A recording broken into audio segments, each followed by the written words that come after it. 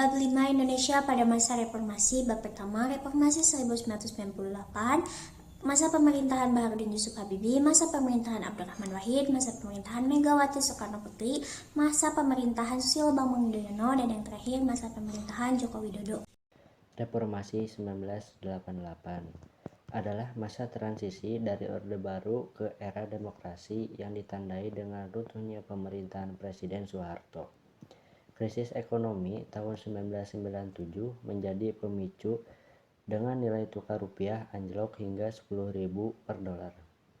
Inflasi melonjak dan harga kebutuhan pokok naik drastis. Pemerintah mencoba mengatasi situasi dengan bantuan IMF, namun hasilnya tidak efektif. Gelombang protes dari mahasiswa dan masyarakat terus meningkat, terutama pada bulan April dan Mei 1998 menjadi salah satu puncaknya, di mana beberapa mahasiswa meninggal.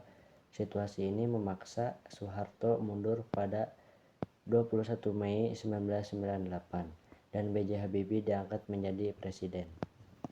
Masa pemerintahan B.J. Habibie. Yang ke-1, awal pemerintahan.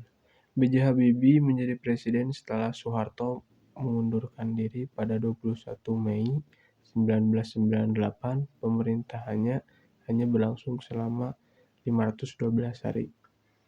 Dan kedua, ada kebijakan pemerintahan B.J. Habibie. Poin ke-1 ada bidang politik, yaitu membangun demokrasi dengan memberikan kebebasan berpendapat dan berorganisasi. Yang kedua ada bidang ekonomi, yaitu mengeluarkan Undang-Undang Nomor 23 Tahun 1999 tentang independensi Indonesia agar lebih menjaga kestabilan rupiah. Dan yang terakhir ada bidang politik, yaitu menghapus aturan-aturan yang membatasi kebebasan masyarakat. Akhir pemerintahan B.J. Habibie.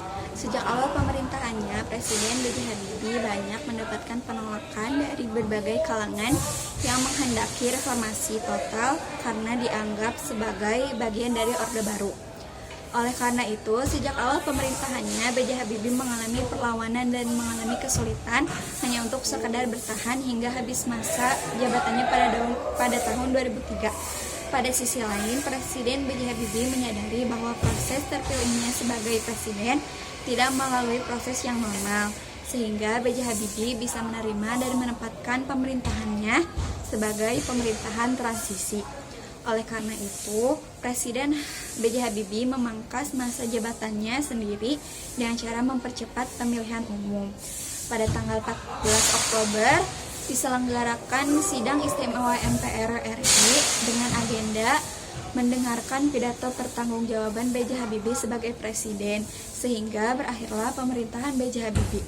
Selanjutnya, Partai Golkar mengalihkan dukungan kepada Abdurrahman Wahid untuk dipilih menjadi presiden keempat Republik Indonesia. Abdurrahman Wahid atau Gus Dur terpilih sebagai presiden Indonesia keempat pada tanggal 20 Oktober 1999 setelah MPR menolak pertanggungjawaban Presiden B.J. Habibie dengan dukungan Partai Islam. Gus Dur mengalahkan Megawati Soekarno Putri yang menjadi wakil presidennya. Dalam pemerintahannya, Gus Dur membentuk Kabinet Persatuan Nasional dan membubarkan Departemen Penerangan serta Departemen Sosial untuk merampingkan struktur pemerintahan.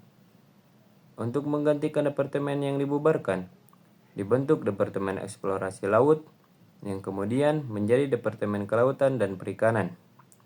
Selama pemerintahannya, ada amandemen Undang-Undang Dasar 1945 yang mengubah sistem pemerintahan dan proses pemilihan umum. Gus Dur juga berupaya mengatasi kasus korupsi, kolusi, dan nepotisme atau disingkat dengan KKN dari masa Orde Baru, termasuk kasus mantan Presiden Soeharto. Ia mendukung hak minoritas, termasuk pemulihan hak-hak sipil bagi penganut agama Konghucu. Namun gagasannya mengenai komunisme dan hubungan dagang dengan Israel menuai penolakan dari kalangan Islam ketidakcocokan dengan DPR dan sejumlah menteri, serta kontroversi dari gagasan-gagasan kontribusi pada jatuhnya pemerintahan Gus Dur. D. Pada masa pemerintahan Megawati Soekarno Putri. Masa pemerintahan Megawati Putri berlangsung dari tanggal 23 Juli 2001 hingga 20 Oktober 2004. Pada awalnya Megawati membentuk kabinet gotong royong dengan 5 agenda utama. Menghapus KKN, menyelamatkan rakyat dari krisis, meneruskan pembangunan politik, mempertahankan supremasi hukum, dan menciptakan situasi sosial budaya. Kebijakan pemerintahan meliputi reformasi bidang hukum dan pemerintahan, yaitu Amandemen Undang-Undang 1945, pembentukan Mahkamah Konstitusi, dan Komisi Tindak Pidana Korupsi. 2. Reformasi bidang ekonomi, yaitu pemulihan ekonomi dan pengendalian inflasi. Tentang pemerintahan pada masa Susilo Bambang Yudhoyono. Susilo Bambang Yudhoyono merupakan presiden ke-6 yang menjabat dari tahun 2004 sampai 2014. Selama masa pemerintahannya, ia berhasil memajukan berbagai kemajuan di berbagai bidang. Yang pertama di bidang ekonomi. Ekonomi Indonesia meningkat signifikan dari 3,5% menjadi 6,4%. Yang kedua ada di bidang politik. Stabilitas politik dan ekonomi Indonesia semakin terjaga. Yang ketiga ada di bidang sosial. Angka kemiskinan menurun dan akses terhadap pendidikan dan kesehatan meningkat. Adapun kebijakan Susilo Bambang Yudhoyono dalam bidang politik adalah penerapan otonomi daerah dengan cara mengurangi wewenang pemerintah pusat. Masa pemerintahan Joko Widodo. 1. Di bidang politik. Joko Widodo resmi menjadi Presiden Republik Indonesia pada tanggal 20 Oktober 2014. Dalam masa pemerintahannya, Joko Widodo didampingi oleh Yusuf Kala. Pada tanggal 26 Oktober 2019, Joko Widodo resmi melantik kabinetnya yang disebut dengan Kabinet Kerja. Di bidang politik pemerintahan telah mengupayakan perlindungan dan rasa aman, juga pemerintahan yang bersih. Yang kedua, di bidang ekonomi, pada masa pemerintahan yang pertama, Joko Widodo memfokuskan pada perombakan dan 3 pondasi kokoh. Yang ketiganya diimplementasikan melalui ekonomi yang berbasis produksi, subsidi tepat sasaran, dan pembangunan yang merata di seluruh Indonesia. Yang ketiga, di bidang sosial dan budaya. Di bidang sosial dan budaya, pemerintah juga mendorong kebangkitan karakter manusia, termasuk pemenuhan kebutuhan dasar.